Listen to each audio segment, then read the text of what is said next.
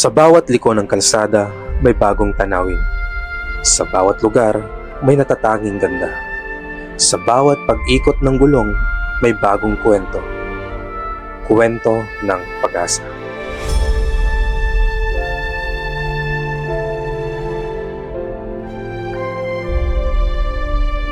Muli kong inikot ang Pilipinas hindi lamang para makita ang ganda nito, kundi para muling maramdaman kung bakit sulit ipagmalaki ang ating bansa.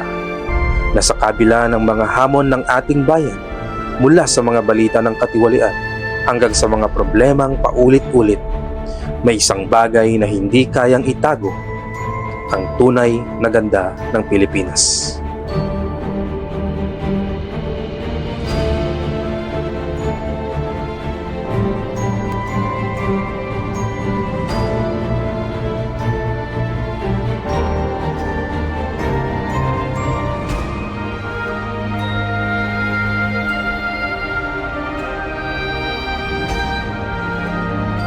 Sa bawat kilometro, ramdam ko ang init ng ngiti ng mga Pilipino.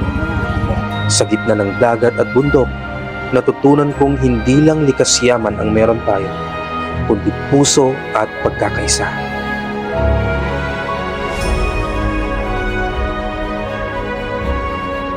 Hello po. Sunogan. Yan. Kasama ko si ate, bibili kami ng pwedeng maulam na isda. Thank you, Sir Don. Si Ma'am Lenlen, yan. Libre pagkain natin.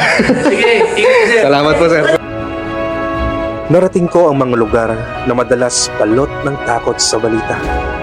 Pero sa aking nasaksihan, nakita ko ang kapayapaan na madalas ay hindi na ipapakita sa balita.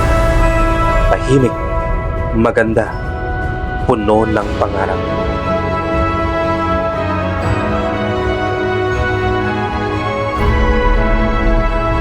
Ang Pilipinas ay hindi lang mapa sa libro.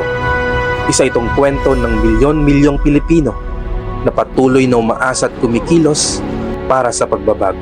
At sa bawat kilometro ng kalsadang tinahak ko, natagpuan ko ang dahilan kung bakit sulit mahalin ang ating inang bayan.